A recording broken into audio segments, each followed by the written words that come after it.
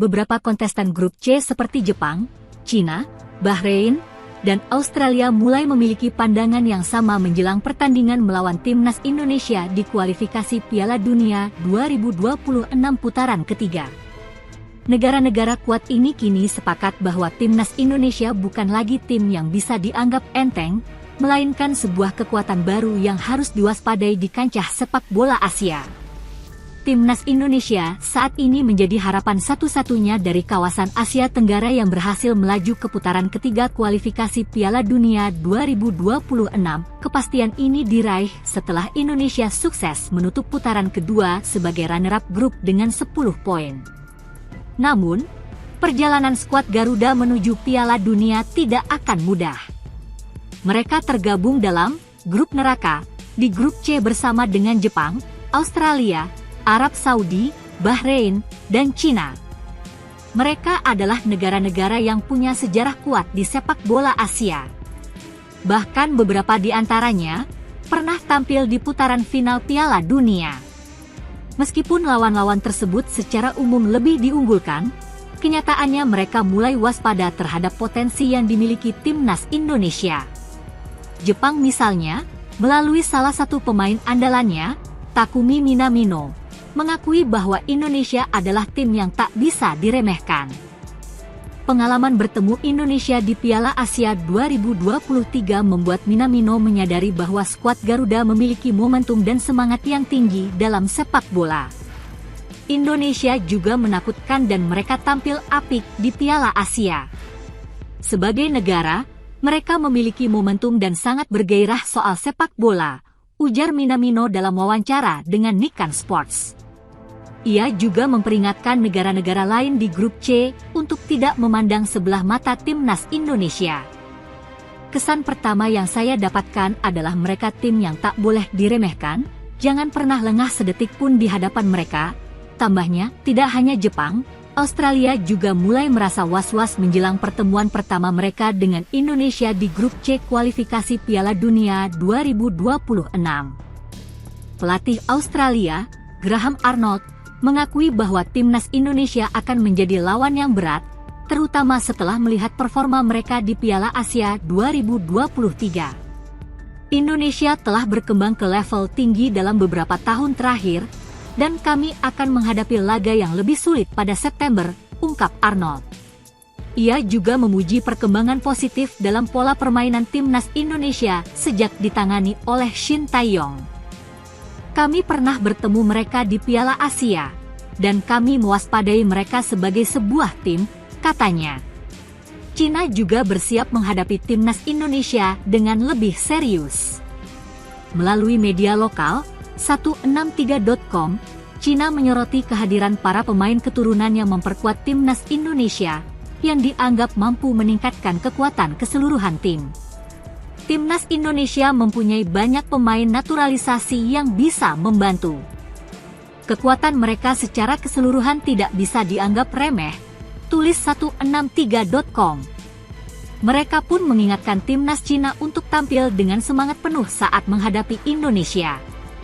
Berbeda dengan Jepang, Australia, dan Cina, pelatih Bahrain, Dragan Talajik, justru bersikap lebih skeptis terhadap peluang timnya melawan Indonesia di kualifikasi Piala Dunia 2026. Sebelum pengundian, kami tidak punya ekspektasi apapun karena ini adalah 18 tim terbaik di Asia, jelas Talajik dalam wawancara dengan Guardian Online. Meskipun peluang Bahrain tipis, Talajik tetap optimis dan berharap timnya bisa berjuang maksimal untuk meraih poin di setiap pertandingan. Kami berada di grup yang sulit, tapi saya optimis. Kami akan berjuang untuk setiap poin dengan setiap lawan, tegas pelatih asal Kroasia itu. Timnas Indonesia akan memulai langkah penting di putaran ketiga kualifikasi Piala Dunia 2026 dengan bertandang ke markas Arab Saudi di Jeddah pada 5 September 2024. Tantangan besar menanti, namun dengan semangat dan persiapan matang, skuad Garuda siap membuktikan bahwa mereka layak diperhitungkan di kancah sepak bola Asia. Shin Tae-yong disinyalir akan memanggil 5 pemain baru untuk laga Timnas Indonesia versus Arab Saudi dan Australia di 2 laga awal grup C kualifikasi Piala Dunia 2026 zona Asia.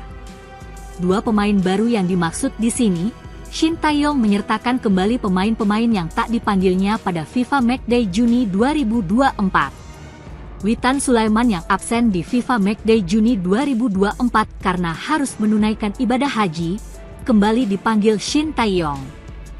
Konfirmasi pemanggilan ini pun disampaikan pelatih Witan Sulaiman di Persija Jakarta, Carlos Pena. Kehadiran Witan Sulaiman bakal memberikan persaingan kepada Marcelino Ferdinand untuk posisi winger kanan. Selain Witan Sulaiman, ada juga Ramadan Sananta, Persis Solo. Setelah absen pada Juni 2024, Ramadan Sananta kembali dipanggil. Ia pun siap memberikan yang terbaik bagi Timnas Indonesia. Saya bersyukur bisa kembali lagi dipanggil ke Timnas Indonesia. Mungkin Coach Shin Tae-yong bisa kasih kepercayaan ke saya, kata Ramadan Sananta dalam konferensi pers kelar laga Persija Jakarta versus Persis Solo. Nama selanjutnya ada Alfeandra Dewangga, PSIS Semarang, dan Arhan Fikri, Arema FC. 2 nama ini memang belum diumumkan akan dibawa Shin Tae-yong, namun disinyalir bakal mendapatkan kesempatan dari pelatih 53 tahun tersebut. Alfeandra Dewangga dapat dijadikan pelapis dari Jai Idzes dan Rizky Ridho, di saat Justin Hubner, Jordi Amat dan Elkan Bagot tak dimainkan melawan Arab Saudi. Sementara itu, Arhan Fikri bisa dipercaya setelah tampil oke bersama Arema FC musim ini. Nama terakhir adalah Martin Paes. Kiper FC Dallas ini benar-benar nama baru di skuad Timnas Indonesia. Setelah menanti cukup lama, kiper 25 tahun ini akhirnya memenuhi syarat untuk memperkuat Timnas Indonesia pada 18 Agustus 2024. Ia belum bisa dimainkan melawan Arab Saudi karena pendaftaran pemain sudah ditutup pada 5 Agustus 2024. Namun, untuk laga menghadapi Australia, Martin Paes sudah tersedia, mengingat pendaftaran pemain baru ditutup pada 3 September 2024. Shin Tae-yong resmi memanggil 10 pemain Liga 1 2024 hingga 2025 untuk laga Timnas Indonesia versus Arab Saudi dan Australia di 2 laga awal grup C kualifikasi Piala Dunia 2026 zona Asia.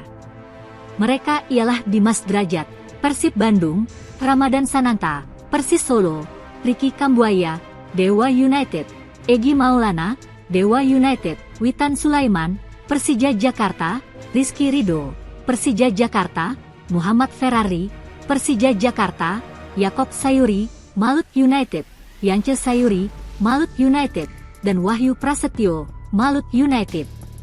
3 nama terbaru yang dipanggil ada personel Malut United.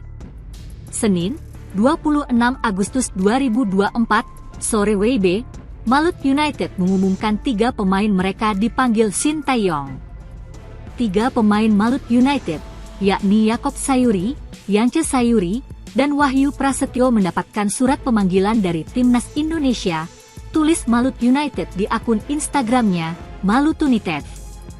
Namun, Shin Tae-yong dijamin belum sampai di sini memanggil pemain Liga 1 2024 hingga 2025. Sebab, Ketua Badan Tim Nasional, BTN, Sumarji mengatakan ada 12 pemain Liga 1 2024 hingga 2025 yang dipanggil. Hal itu berarti, masih tersisa 2 slot pemain Liga 1 2024 hingga 2025 yang dipanggil. Disinyalir, 2 slot tersisa ditempati 2 penjaga gawang, yakni Hernando Ari, Persebaya Surabaya, dan Adi Satrio, PSIS Semarang. Nantinya, Shin Tae-yong dikabarkan memanggil 26 pemain. Sebanyak 14 slot lain ditempati pesepak bola Abroad.